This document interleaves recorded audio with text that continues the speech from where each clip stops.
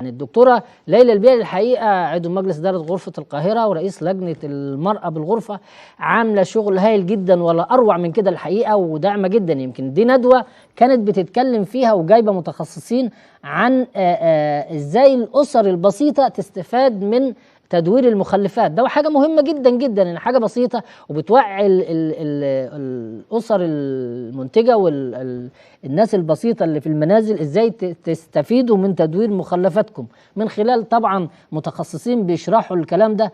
يعني شغل هاي الحقيقة. الدكتورة ليلى البيلي بتختار موضوعات مهمة، موضوعات مفيدة، مش مجرد انها بتعمل ندوة ولا اجتماع. يعني انا شايفة هذه الندوة في منتهى الأهمية، لانها هتعود بالنفع على الأسر البسيطة دي، انها ازاي تدور مخلفاتها وازاي تستفيد منها. لأن موضوع تدوير المخلفات ده موضوع كبير جدا جدا.